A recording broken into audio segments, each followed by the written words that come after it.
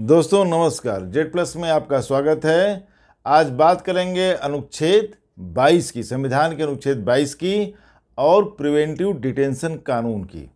साथ ही अनुच्छेद 22 को एक आवश्यक बुराई या नेसेसरी इविल क्यों कहा जाता है, इस पर भी चर्चा करेंगे।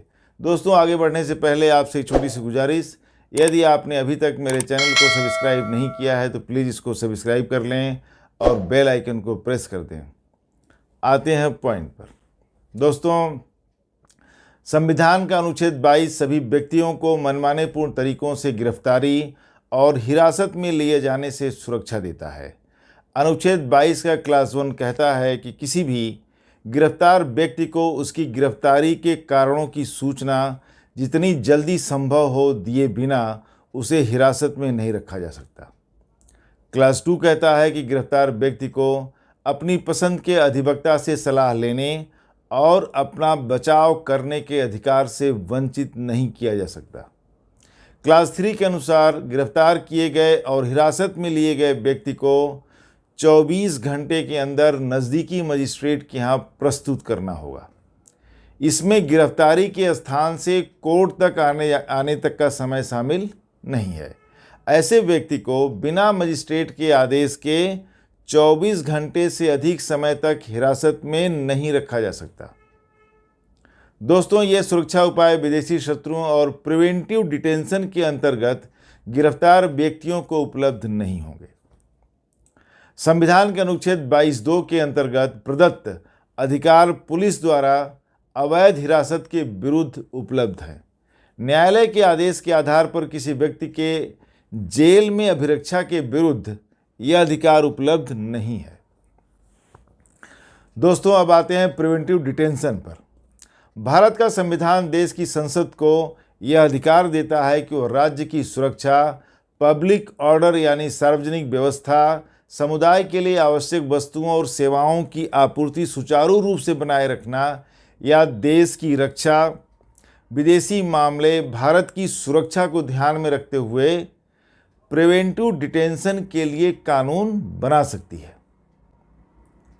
दोस्तों, यहाँ यह स्पष्ट हो जाता है कि उपरोक्त कारणों के आधार पर देश की संसद संवैधानिक रूप से सक्षम है ऐसे कानून बनाने के लिए जिसके अंतर्गत किसी भी व्यक्ति को हिरासत में लिया जा सकता है या जेल में भेजा जा सकता है बिना किसी ट्रायल के, यानी बिना मुकदमा चलाए हुए, और इस कानून के विरुद्ध उस व्यक्ति के पास व्यक्तिगत स्वतंत्रता का कोई अधिकार नहीं होगा।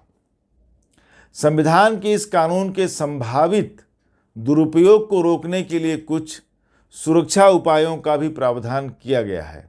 ये सुरक्षा उपाय ही वास्तव में मनमाना पूर्ण तरीकों से किसी को हिरासत में लिए जाने के विरुद्ध उसके मौलिक अधिकार हैं, और इन्हीं सुरक्षा उपायों के कारण ही प्रिवेंटिव डिटेंशन को संविधान के मौलिक अधिकारों के भाग में स्थान दिया गया है। दोस्तों, जब किसी व्यक्ति को प्रिवेंटिव डिटेंशन के अंतर्गत गिरफ्तार किया जाता है तो सरकार सिर्फ 3 महीने के लिए किसी को हिरासत में रोके रख सकती है। यदि सरकार हिरासत की अवधि 3 महीने से ज़्यादा बढ़ाना चाहती है तो इसके लिए उसको एडवाइजरी बोर्ड से सलाह लेनी पड़ेगी। एडवाइजरी बोर्ड सरकार और अभियुक्त दोनों द्वारा प्रस्तुत दस्तावेजों का परीक्षण करने के बाद निर्णय लेगा कि हिरासत कहाँ तक न्यायोचित है। दोस्तों, प्रिवेंटिव डिटेंशन के अंतर्गत हिरासत में लिए गए व्यक्ति को जितनी जल्दी संभव हो उसे हिरासत में लिए जाने के कारणों की जानकारी दी जानी चाहिए, और उन तथ्यों को छोड़कर जिनका खुलासा हिरासतकर्ता की दृष्टि में जनहित में नहीं है। हिरासत में लिए गए व्यक्ति का अधिकार है कि उसे सभी दस्तावेजों, बयानों, दूसरे प्रमाणों यानी जिनके आधार पर उसको हिरासत में लिया गया है उन सब की प्रति यानी कॉपी उसे उपलब्ध कराई जाए। हिरासत में लिए गए व्यक्ति को शीघ्र ही अपनी हिरासत के विरुद्ध न्यायालय जाने का अवसर दिया जाना चाहिए। यदि कोई प्रिवेंटिव डिटेंशन कानून अनुच्छेद 22 के किसी भी शर्त का उल्लंघन करता है तो वह कानून अवैध होगा और व्यक्ति की हिरासत को न्यायालय द्वारा निरस्त कर दिया जाएगा और व्यक्ति रिहा हो जाएगा। दोस्तों, प्रिवेंटिव डिटेंशन का अर्थ है डिटेंशन विदाउट ट्रायल, यानी किसी को हिरासत में लेना पर मुकदमा नहीं चलाना। जबकि प्यूनिटिव डिटेंशन वह होता है जिसमें किसी अभियुक्त को किसी अपराध के लिए न्यायालय द्वारा दोषी ठहराए जाने के बाद दंडित किया जाता है। दोस्तों, प्रिवेंटिव डिटेंशन का उद्देश्य है किसी को अपराध करने से रोकना। इस आशंका पर किसी को हिरासत में लिया जाता है कि वह कोई अपराध करने जा रहा है, विशेष रूप से वे अपराध जिनका उल्लेख संविधान में है। जैसे ऐसा कोई कार्य जो राज्य की सुरक्षा, सार्वजनिक व्यवस्था, समुदाय के मूलभूत वस्तुओं और सेवाओं की आपूर्ति, रक्षा, विदेशी मामले या भारत की सुरक्षा इत्यादि के लिए घातक हो। दोस्तों, प्रिवेंटिव डिटेंशन उन परिस्थितियों में लगाया जाता है जब अधिकारी के पास आरोपी के विरुद्ध पर्याप्त सबूत नहीं है या अभियुक्त को सजा दिलाने के लिए आवश्यक कानूनी प्रमाण नहीं है, पर इतने प्रमाण जरूर हैं जो आशंका के आधार पर उसके हिरासत को सही ठहराते हैं कि वह कोई अपराध करने जा रहा है। दोस्तों, अमेरिका और ब्रिटेन जैसे देशों में शांति काल में प्रिवेंटिव डिटेंशन जैसे कानून का कोई स्थान नहीं है। भारत में अस्थायी रूप से ऐसी व्यवस्था का अपनाया जाना कभी भी लोकतांत्रिक मूल्यों में आस्था रखने वालों को स्वीकार्य नहीं होगा। पर हमारे संविधान के इस महत्वपूर्ण प्रावधान का सटीक मूल्यांकन तब तक नहीं हो सकता जब तक तमाम दूसरे पक्षों और परिस्थितियों पर गौर न कर लिया जाए। दोस्तों, प्रिवेंटिव डिटेंशन हमारे देश के लिए कोई नई व्यवस्था नहीं है। यह कानून हमारे देश में ब्रिटिश ज़माने से है। बंगाल रेगुलेशन एक्ट 1818 और इसी तरह के कानून मद्रास और बॉम्बे प्रेसिडेंसीज में भी लागू किए गए थे, जिसके अंतर्गत सिर्फ आशंका के आधार पर सरकार द्वारा हिरासत में लिए जाने पर कोई प्रतिबंध नहीं था।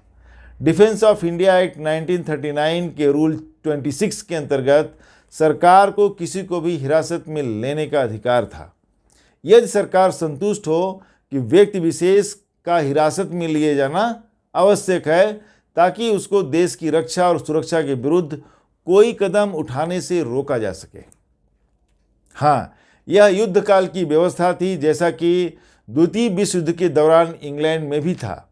लेकिन विश्व युद्ध की समाप्ति के बाद भी भारत में व्यवस्था अंग्रेजों द्वारा जारी रखा गया ताकि सार्वजनिक व्यवस्था और सार्वजनिक सुरक्षा के संभावित खतरे को दबाया जा सके। दोस्तों, स्वतंत्रता प्राप्त होने के बाद संविधान के महान निर्माताओं ने प्रिवेंटिव डिटेंशन को आवश्यक सुरक्षा उपायों के साथ जारी रखने का निर्णय लिया, क्योंकि ऐसा समझा गया कि जिन परिस्थितियों में इस कठोर कानून को लागू करने की बाध्यता थी, वे परिस्थितियां अभी भी समाप्त नहीं हुई हैं। यह सर्वविदित है, सब लोग जानते हैं कि आज़ादी के समय किस तरह समाज विरोधी एवं विनाशकारी शक्तियों और विध्वंसक सांप्रदायिकता ने बेहिसाब जिंदगियों और संपत्तियों को तबाह कर दिया। देश को भारी कीमत चुकानी पड़ी।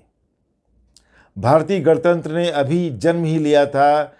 ऐसे में इसको विध्वंसकारी शक्तियों से बचाने के लिए कठोर कानून प्रिवेंटिव डिटेंशन को सरकार को प्रदान करने का निर्णय लिया गया। संविधान निर्माताओं ने ब्रिटिश कानून में सुधार करते हुए उसमें ऐसे सुरक्षा उपायों का प्रावधान किया कि जिसके उल्लंघन पर व्यक्ति सुप्रीम कोर्ट या हाई कोर्ट जा सकता है, क्योंकि प्रदत्त सुरक्षा उपाय मौलिक अधिकारों में आते हैं, जिसको लागू करने के लिए अनुच्छेद 32 और 226 के अंतर्गत संवैधानिक उपचार उपलब्ध हैं, कॉन्स्टिट्यूशनल रेमेडीज। ऐसे अनेक उदाहरण मिल जाएंगे जिसमें कोर्ट ने प्रिवेंटिव डिटेंशन के आदेश को खारिज किया हो। दोस्तों, प्रिवेंटिव डिटेंशन प्रावधान सेल्फ एग्जीक्यूटरी यानी स्वतः लागू होने वाला प्रावधान नहीं है। इसको लागू करने के लिए संसद द्वारा कानून बनाना पड़ेगा और उन्हीं शर्तों के साथ जैसा कि अनुच्छेद 22 में दिया गया है, और संसद द्वारा निर्धारित समय सीमा तक ही प्रिवेंटिव डिटेंशन कानून प्रभावी रहेगा। भारत की संसद ने देश में मौजूद परिस्थितियों को देखते हुए प्रिवेंटिव डिटेंशन एक्ट 1950 पास किया। यह एक अस्थायी कानून था जो सिर्फ 1 वर्ष के लिए बनाया गया था। कई बार इसकी समय सीमा बढ़ाई गई और अंततः 1969 में इसे समाप्त कर दिया गया। देश में अराजकतावादी शक्तियों द्वारा सिर उठाने की परिस्थितियों को देखते हुए देश की संसद ने 1971 में maintenance of internal security act यानी मीसा पास किया, जिसके प्रावधान प्रिवेंटिव डिटेंशन एक्ट 1950 के जैसे ही थे। देश में समाज विरोधी गतिविधियों जैसे तस्करी, विदेशी मुद्रा की रैकेटिंग इत्यादि को रोकने के लिए 1974 में मीसा के सहायक के रूप में conservation of foreign exchange and prevention of smuggling activities act 1974 यानी शॉर्ट में कोफीपोसा पास किया गया। 1975 में देश में इमरजेंसी घोषित की गई और आंतरिक गड़बड़ी के नाम पर तमाम लोगों को मीसा के अंतर्गत जेल में डाल दिया गया। जब नई सरकार आई तब 1978 में मीसा कानून को रद्द कर दिया गया, लेकिन आर्थिक अपराधों के लिए बनाया गया कोफीपोसा को बरकरार रखा गया। दोस्तों, देश में फिर कड़े कानून प्रिवेंटिव डिटेंशन की आवश्यकता को महसूस किया गया और 1980 में 2 कानून बनाए गए। पहला था नेशनल सिक्योरिटी एक्ट 1980 और दूसरा था prevention of black marketing and maintenance of supplies of essential commodities act 1980। इसके अंतर्गत केंद्र और राज्य सरकारों को देश की रक्षा और सुरक्षा के लिए और राज्यों में सार्वजनिक व्यवस्था, वस्तुओं और सेवाओं की आपूर्ति को सुचारू रूप से बनाए रखने के लिए प्रिवेंटिव डिटेंशन लागू करने की शक्ति प्रदान की गई। दोस्तों, देश में बढ़ती आतंकवादी घटनाओं को देखते हुए 1985 में सरकार को terrorist and disruptive activities act 1985 यानी टाडा को पास करना पड़ा। आतंकवादी कार्रवाइयों पर प्रभावी नियंत्रण के बावजूद टाडा को 1995 में रद्द कर दिया गया। उसके बाद देश में विध्वंसकारी शक्तियों की बढ़ती सक्रियता को देखते हुए 2002 में प्रिवेंशन ऑफ टेररिज्म एक्ट 2002 यानी पोटा पास किया गया, पर पोटा भी 2004 में रद्द कर दिया गया। दोस्तों, 1975 में देश में आपातकाल घोषित किया गया, तो 1975-76 के दौरान कुल 1,75,000 से ज़्यादा लोगों को प्रिवेंटिव डिटेंशन कानून मीसा के अंतर्गत जेलों में डाल दिया गया। जब नई सरकार आई तो 1978 में मीसा को रद्द कर दिया गया, पर आर्थिक अपराधों के लिए बनी कोफीपोसा को बरकरार रखा गया ताकि देश और राज्यों में मूल्य वृद्धि, कालाबाजारी, तस्करी इत्यादि पर प्रभावी नियंत्रण रखा जा सके। जनता पार्टी सरकार संविधान के अनुच्छेद 22 के क्लास 2 से लेकर के 7 में कुछ मूलभूत संशोधन करना चाहती थी ताकि इसकी कठोरता को कम किया जा सके और भविष्य में इस प्रावधान का दुरुपयोग रोका जा सके। पर इसके पहले कि जनता सरकार कुछ कर पाती, वह सरकार स्वयं गिर गई। परिणाम स्वरूप अनुच्छेद 22 अपने मूल स्वरूप में अभी भी बरकरार है। दोस्तों, यह स्पष्ट हो जाना चाहिए कि संविधान प्रिवेंटिव डिटेंशन कानून बनाने का अधिकार संघ सरकार और राज्य सरकार दोनों को देता है। संघ सरकार रक्षा, विदेशी मामलों, भारत की सुरक्षा जैसे विषयों पर प्रिवेंटिव डिटेंशन कानून बना सकती है, जबकि राज्य सरकारें राज्य की सुरक्षा, पब्लिक ऑर्डर, समुदाय के लिए मूलभूत वस्तुओं एवं सेवाओं की आपूर्ति इत्यादि पर प्रिवेंटिव डिटेंशन कानून बना सकती हैं।